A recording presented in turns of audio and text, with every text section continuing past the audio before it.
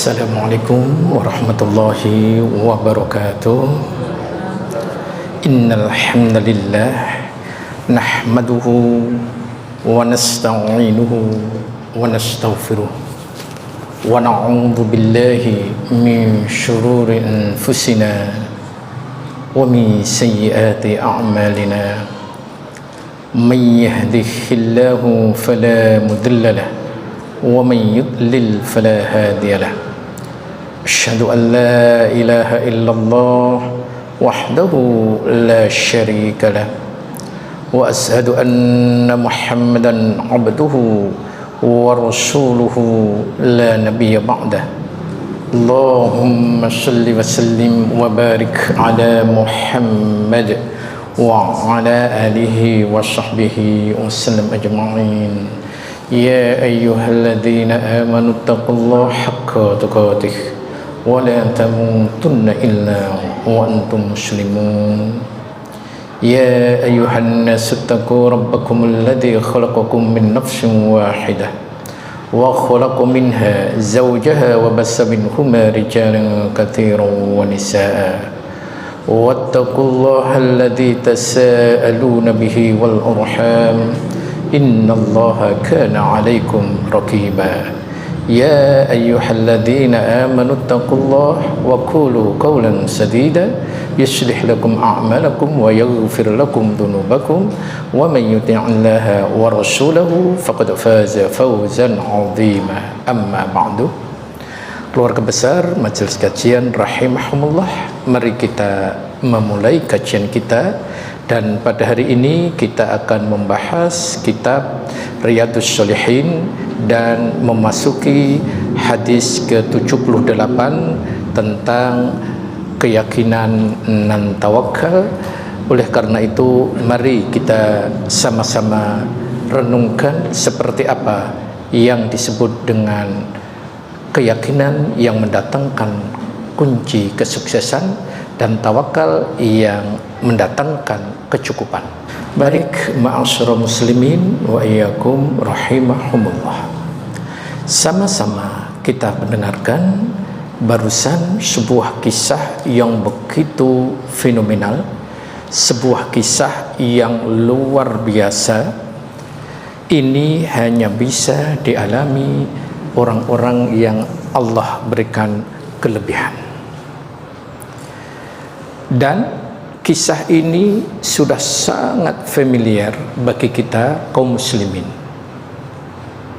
karena kisah ini selalu dibawakan untuk menggugah, untuk memberikan sebuah keyakinan, untuk memberikan contoh keyakinan yang benar dan tawakal yang benar, memberikan sebuah kesuksesan dan menghantarkan kepada turunnya pertolongan dari Allah tabaraka wa ta'ala.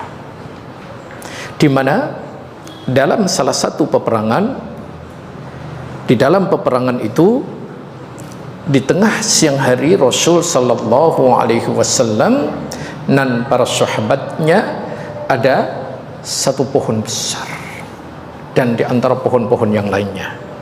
Maka ketika itulah Rasul sallallahu alaihi wasallam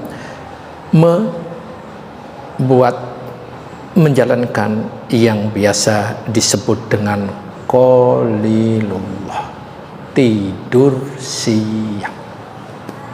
Maka ketika beliau menyandarkan ini karena mau tidur, maka pedang saiful beliau ditaruh di salah satu cabang pohon itu.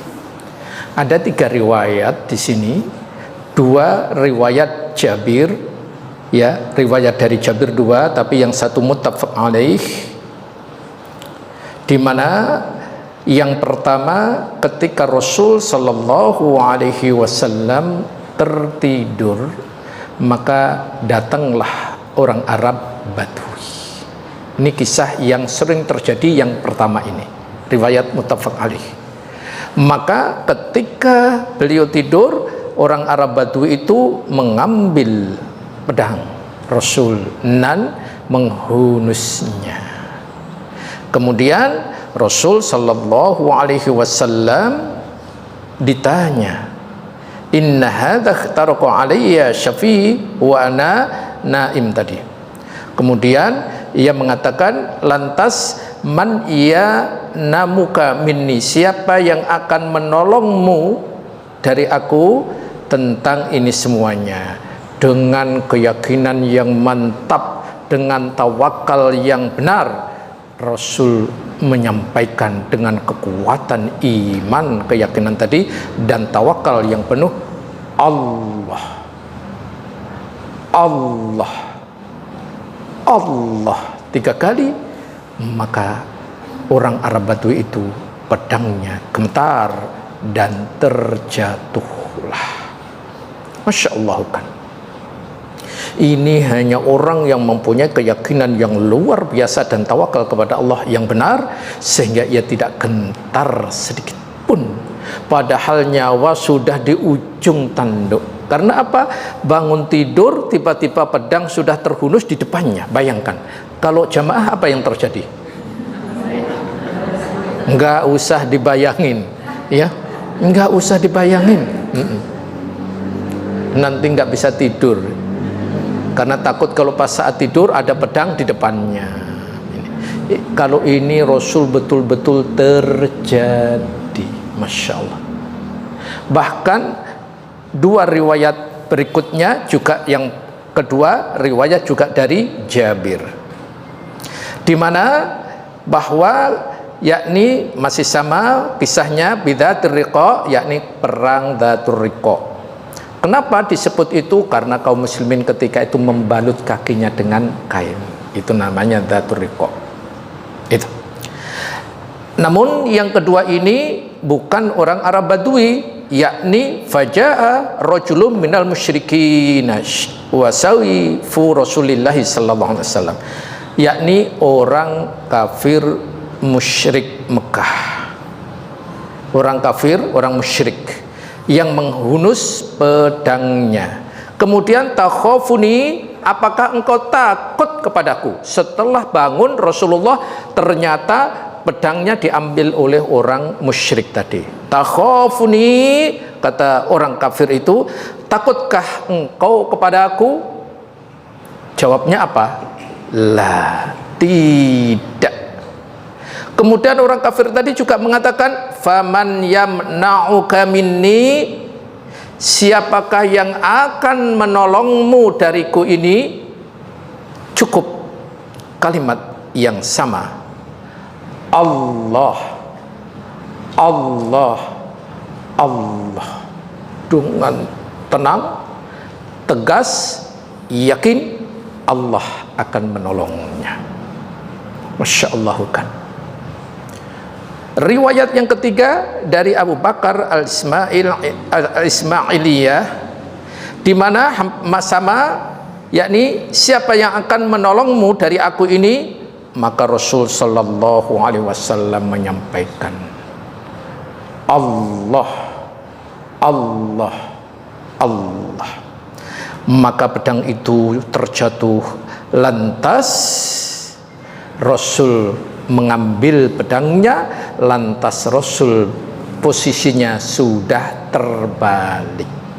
Kalau tadi Rasul yang terancam, sekarang Rasul yang sudah mengambil pedangnya, kemudian menanyakan kepada apakah orang Arab Badui atau orang musyrik tadi. Apa itu? Rasul mengatakan, man yamna'uka minni, siapa yang akan menolongmu dari aku? Maka ia tidak bisa mengatakan apa-apa. Dia hanya mengatakan, kun khairu akhidin, jadilah engkau orang yang terbaik. Artinya minta belas kasihan ia kepada Rasul sallallahu alaihi wasallam. Kalau jamaah bagaimana? Awalnya diancam, kemudian posisi terbalik. Ibu gimana kalau kondisinya gitu? Bingung juga ya. Jangan-jangan megang pedangnya terbalik lagi nanti. Nih ya. Lah enggak lah ya. Walaupun ibu ya pasti bisa lah megang pisau aja, pinter kok. Faqala, maka ia Rasul menyampaikan, tasyhadu an la ilaha illallah wa anni rasulullah. Maukah engkau bersaksi bahwa tiada ilah yang berhak diibadah dengan benar dan aku, kata Rasulullah, adalah utusan Allah. Jawab mereka apa? La, tidak. Coba kalau itu orang yang pendendam, apa yang terjadi? Tapi Rasul bukan pendendam. Maka walakinni, ia mengatakan, saya wa'ahiduka an la uqatiluka wa la akunu ma'a qaumin yuqatilunaka, dan seterusnya. Aku berjanji tidak akan memerangimu, dan aku juga berjanji tidak akan ikut bersama orang yang memerangimu. Inilah kalimat orang tadi. Disuruh masuk Islam nggak mau, namun ia berjanji ia tidak akan memerangi Rasul dan tidak akan ikut terhadap orang-orang yang memerangi Nabi. Itu. Kemudian orang itu dibiarkan begitu saja pergi. Masya Allah. Inilah sifat pemaaf Rasul Sallallahu Alaihi Wasallam. Apa yang terjadi? Fa'ata ashabahu faqala. Ketika ia sudah sampai kepada kaumnya, ia mengatakan, ji'tukum min 'indi khairin nas. Barusan aku ketemu manusia yang paling baik. Masya Allah. Padahal dia tidak beragama Islam, tetapi memuji akhlak Rasul, manusia yang khair, yang baik. Ini ma'asyiral muslimin wa iyyakum rahimahumullah. Sehingga hal ini bisa kita akan mengambil banyak faedah dari kisah ini. Faedah yang pertama yang pengen saya angkat adalah, yang menarik sekali adalah kosa kata asing. Yang pertama, al-qailatu, waktu qailah, yakni waktu tidur pada siang hari. Ma'asyiral muslimin rahimahumullah, tidur di siang hari itu ada 3. Ya, tidur di siang hari itu ada 3. Pertama, tidur yang menghalangi datangnya rizki. Yang kedua, tidur yang mendatangkan penyakit. 3, tidur yang disunnahkan. Banyak sekali manfaatnya. Apa saja itu? Mari, yang pertama, tidur yang dilarang dan dianjurkan di siang hari. Yang pertama, tidur hailullah. Yang kedua, tidur ailullah. Yang ketiga, tidur qailullah.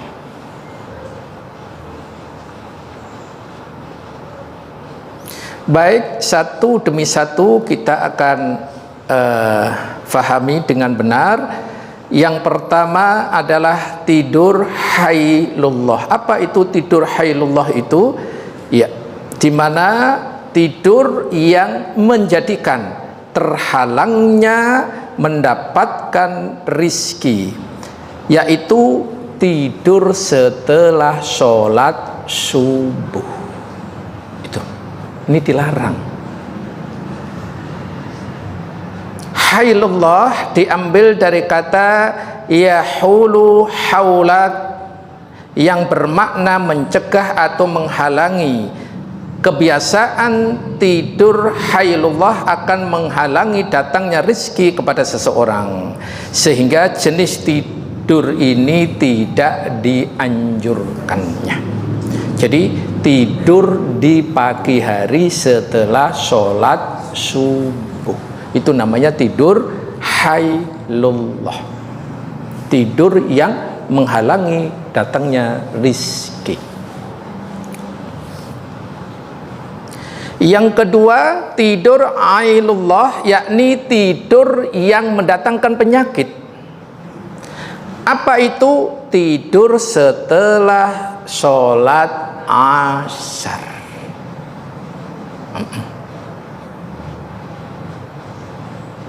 Ailullah diambil dari kata illat yang bermakna penyakit. Kebiasaan tidur setelah asar menimbulkan beberapa efek samping. Di antaranya datangnya penyakit, rentan mengalami stres dan depresi, serta mengurangi hafalan seseorang. Kenapa hafalannya hilang semuanya? Karena setelah asar tidur. Hati-hati. Dan lihat, orang yang tidur asar sampai maghrib bangun gimana? Iya, itu namanya tidur ailullah. Padahal ini sangat banyak sekali. Nah, kemudian ini tadi sampai Rasul saja perang saja berupaya tidur yang ini, yakni tidur qailullah. Apa itu tidur qailullah? Yakni tidur di siang hari. Boleh 10 sampai terserah, minimal 10 menit aja itu sudah luar biasa. Iya. Qailullah diambil dari kata qalil, artinya sedikit. Dalam bahasa yang lebih tren kita kenal istilah yakni power sleep, di mana tidur sejenak kurang lebihnya 15 sampai 30 menit hanya untuk meregangkan otot dan mengembalikan stamina tubuh. Ini tidur qailullah. Jadi tidur siang ada 3, 2 yang mendatangkan negatif, 1 yang mendatangkan positif. Ini sudah saya share di grup. Tapi saya nggak ngomong dulu biar dicatat.